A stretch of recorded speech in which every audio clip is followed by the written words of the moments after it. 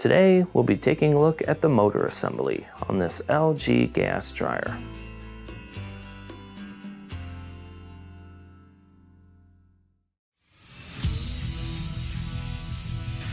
Be sure to visit ApplianceVideo.com, where you will find thousands of repair videos on the latest technology.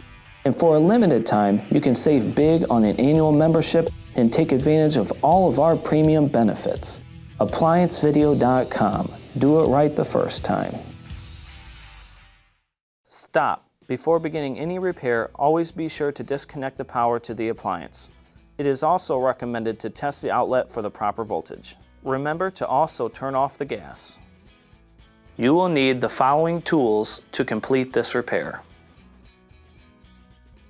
To begin, let's first lift this top panel here. It can be a little frustrating, but what you'll need is a putty knife, and on the corners they put a little kind of small triangular locking tab that you have to press in with the putty knife and lift up. But there's not a lot of room to see exactly where it's at. So I'm going to use just the corner because the full blade will not be able to hit it. Go just the corner, and I want you to go about an inch in, press in, and start to lift up. You should feel it bending, and then we can see right there where it's at. Once you get one side up, it's a little easier to see the second side, but like I said, usually about an inch in, maybe inch and a half. You'll press in, lift up on the top, and then let it rest against a wall or a platform. Next, we'll go ahead and remove the front panel here. In order to do that, we'll open up the door. We have 4 Phillips screws inside that'll need to be taken out.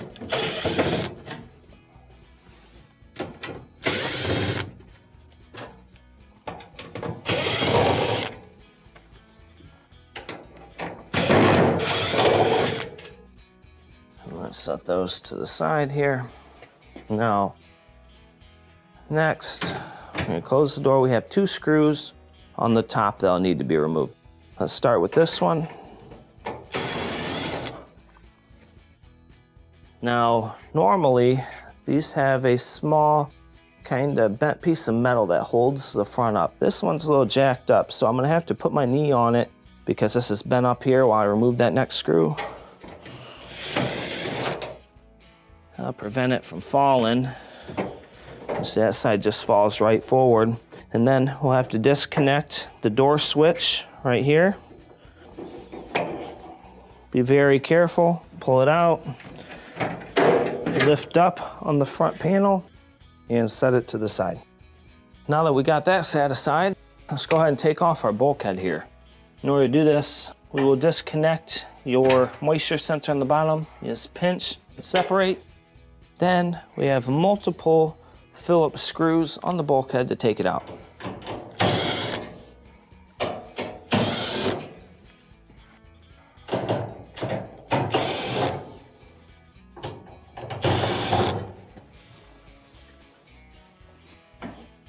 Next, what we'll do is lift up on the bulkhead, start to pull it out, keep the drum held up, and set the bulkhead to the side. Now that we have the bulkhead set aside, next we'll want to remove the drum. In order to do so, we'll have to disengage the idler and belt system down here.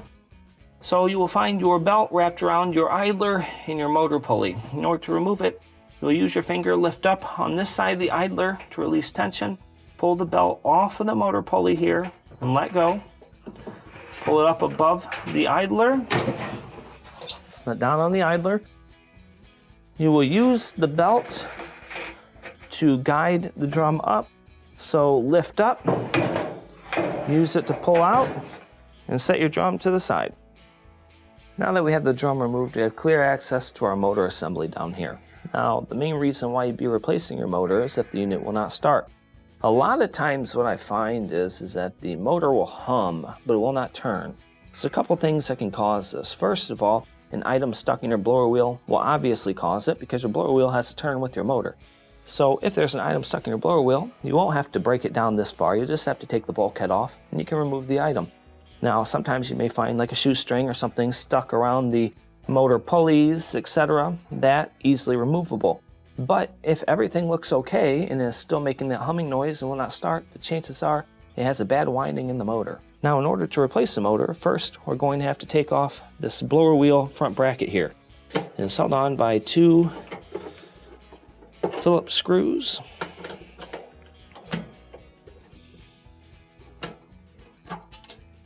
Let's take that off.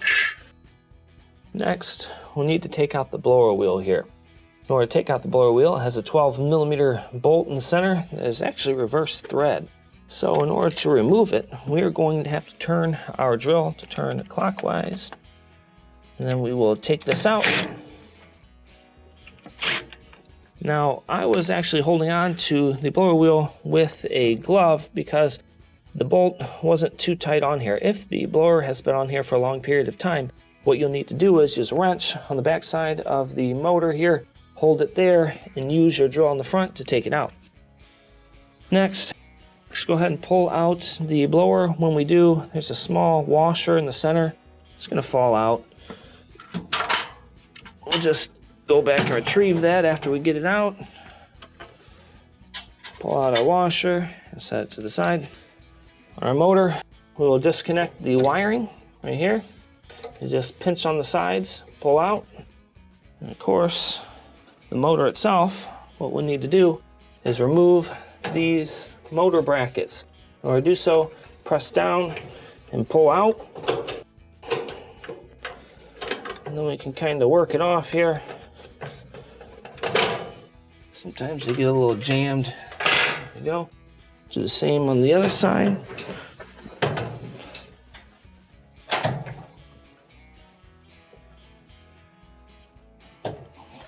There we go.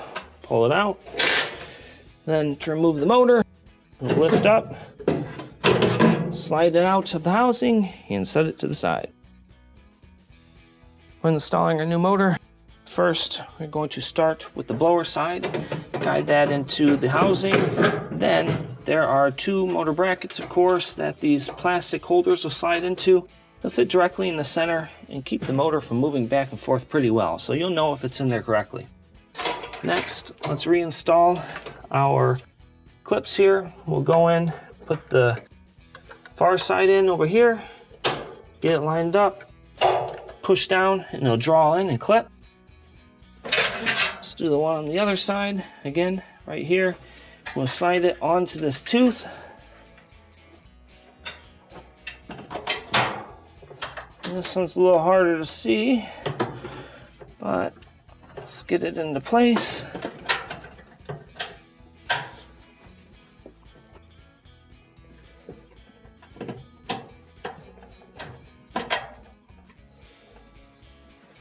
Push down, there we go, it's locked in. Reinstall our Molex for the motor. Next, when reinstalling your blower wheel, push back on the housing a little bit, give it a little extra room for it to slide in, and push back. When we are installing the washer actually has a flat spot inside of it, and so does the motor shaft here. It doesn't always sit in here flush, so we'll match up the flat spot, and as you see, it could be like this. Turn the washer, slide it into the groove. Let's start to thread on our bolt here. Again, this is reverse thread, so in order to tighten it, you're actually going to go counterclockwise. Let's hold on to the blower, tighten it up, reinstall our front cover by sliding in the bottom first. So line it up at the top and we can reinstall the 2 screws.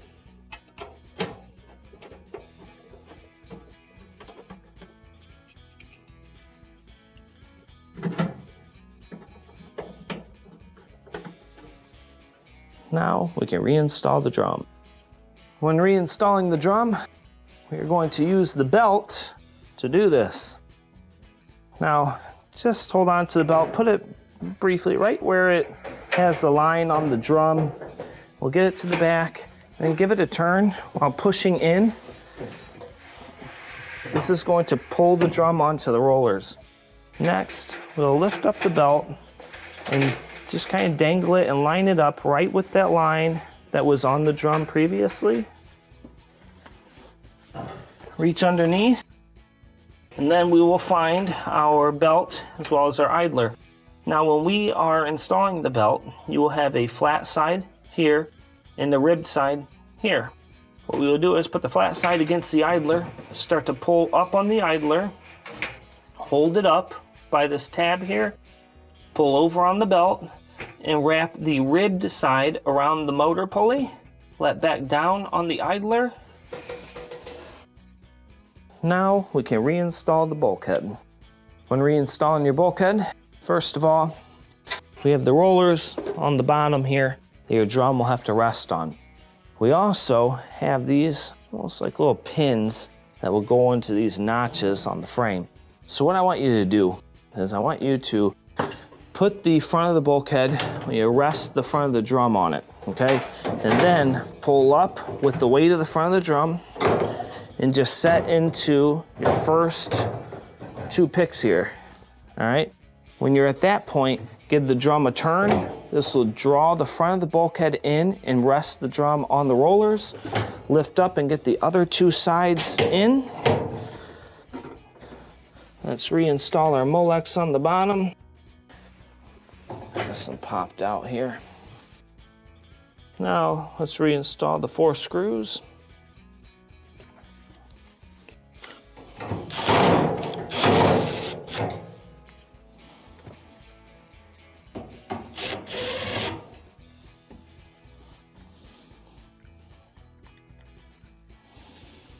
Frame's a little torqued on this one, so it keeps pulling out, but we'll secure it.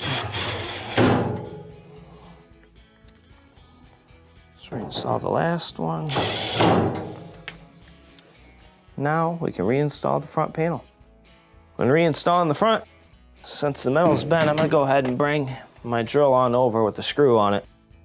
And then when I reattach the front base, has holes on the bottom of this front panel. You'll see those little pegs on the bottom of the frame.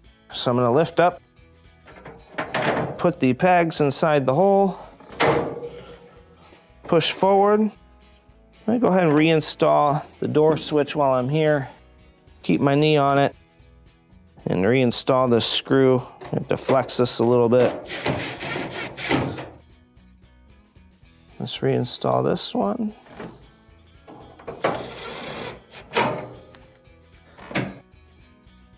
Get these 4 reinstalled. And these ones look a little bit different than the others. It's almost like a darker gray.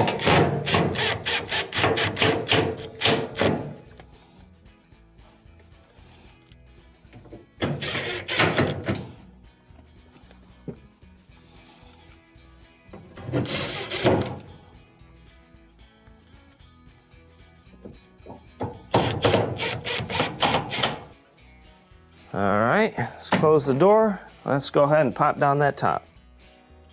To reinstall the top, very simple. Just bring it down, try not to cut yourself. Line it up, press down, boom. There you go, and that will complete your repair. Thank you for watching another quality video from ApplianceVideo.com. If you found this video helpful, make sure you click the like and subscribe to our channel.